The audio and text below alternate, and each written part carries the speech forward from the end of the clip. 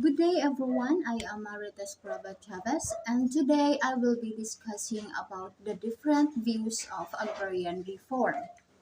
But before proceeding on my topic, let me give you a highlights about what is agrarian reform. So for me, based on my observations and learnings, based on my experiences and based on what I've read, agrarian reform is focusing on two factors, which is the land ownership. Why two factors? First, it focuses on land and second one is focuses on ownership. So basically, the land, ito yung sinasaka ng mga magsasaka. And the owner is they have the power to control over the land.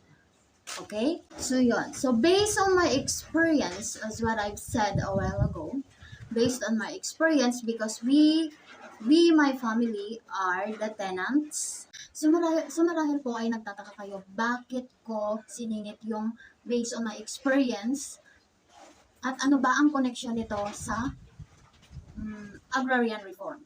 No? So kanina, sinabi ko na ang agrarian reform ay nakafocus sa dalawang factors which is the land and the ownership. So kami, dahil tenant kami at nagmamay-ari ng lupang sinasaka namin. So dahil tenant kami, binigyan kami ng 2 hectares na sasakahin namin at meron ang owner na 10% sa bawat aanihin namin. Okay? Kagaya nga kanina ng sabi ko, na yung owner, they have the power. So yung sa case naman namin, no, isi-share ko lang din sa inyo, I'm not involving all, pero yung sa amin, ganito yung scenario. No? So dahil nga nasa political dynasty ang family ng nagmamay-ari ng lupang sinasaka namin. So, ang nangyayari po is every election, I don't think we have the freedom to vote who we want. But we are going to vote who they want.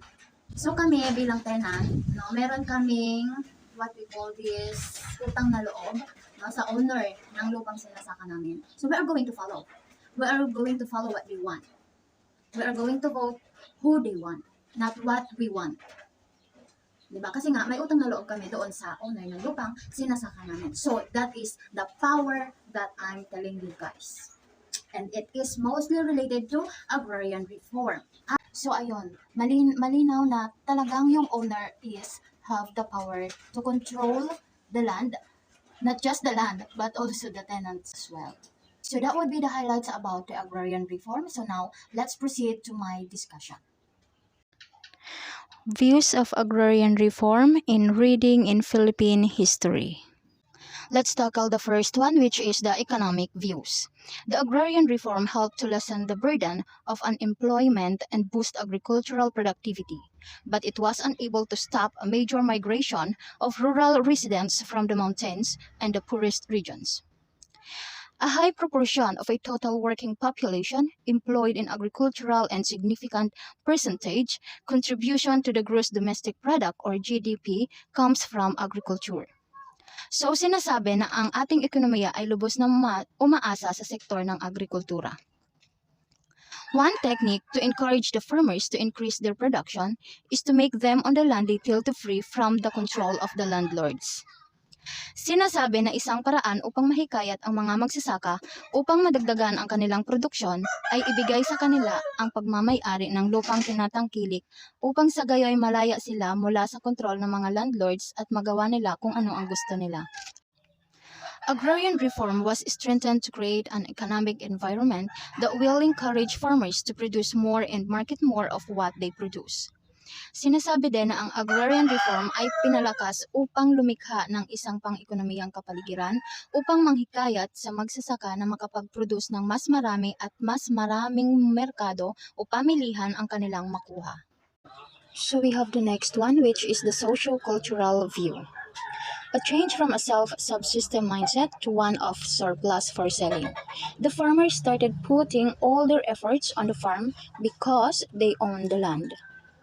Dito naman, ang mga magsasaka ay ginawa ang kanilang pagsisikap sa bukid at binuhos ang kanilang lakas sa pagsasaka dahil sila na ang nagmamay-ari ng lupa na kanilang mga sinasakahan. Social order in the farmland started to improve significantly. The farmers became more concerned about the need to keep peace and stability within the community so that they could continuously enjoy the growth of benefits on the farm. Ang pagkakasunod-sunod ng lipunan sa mga lupang sinasakahan ay nagsimulang lumawak o lumaki. Naging nabahala ang mga magsasaka kung paano nila mapapanatili ang kapayapaan at katatagan sa loob ng pamayanan upang sila ay patuloy na matamasa ang pag-unlad ng mga benepisyo sa bukid. Farmers became more active in practicing leadership roles.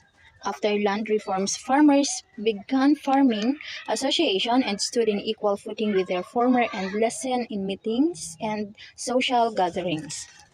Ang magsasaka ay naging aktibo sa pagsasanay sa mga tungkulin sa pamumuno.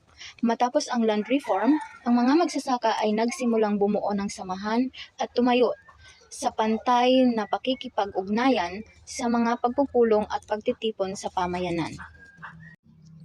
As land reform enhanced agricultural productivity and consequently increased net family incomes, the farmers were able to send their children to school. They widened their contact with the outside world through the frequent trips to markets and other places. At dahil nga pinahusay ng land reform ang produktibo ng agrikultura, dahil dito nadagdagan ang kita ng pamilya. Ang mga magsasaka rin ay napag-aral na nila ang kanilang mga anak. Pinalawak nila ang kanilang kontak sa labas ng bansa sa pamamagitan ng madalas na paglalakbay sa mga pamilihan at iba pang lugar. The last but not the least, we have religious view. Based on biblical teachings, God is the owner of earth and that He made it all for His children. Sinasabi na si God daw ang may gawa ng lahat para sa kanyang mga anak. Majority of Filipino masses are longing for the possession of the land. Immersed in the change of poverty, they yearned for the ownership of land. Karamihan sa mga Pilipinong magsasaka ay lubog sa kahirapan o naghahangad ng lupa ay naghihintay na magkaroon sila ng sariling lupa. Ang mga hangaring ito ay nagresulta sa maraming pag-aalsa. Kaya sinasabi dito na these desires were so strong that it resulted to many revolts. Sad to say, however, the Filipinos rarely found any help and support from the church. On the contrary, some revolts they rarely pointed to the lands owned by the church. That is why the church became the enemy of the land. Sinasabi na bihirang nakahanap ng tulong ng pagsuporta mula sa simbahan ang mga Pilipino. Sinasabi rin na ang ilang mga dahilan ng pag-aalsa ay direktang itinuturo sa lupang pagmamay-ari ng simbahan, kung kaya't naging dahilan ito para sa sinasabing ang simbahan ay kaaway ng land reform.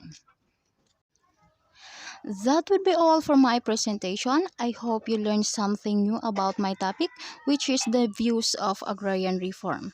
Thank you so much for watching and listening. Have a good day. It's me again, Marites Praba, reporting.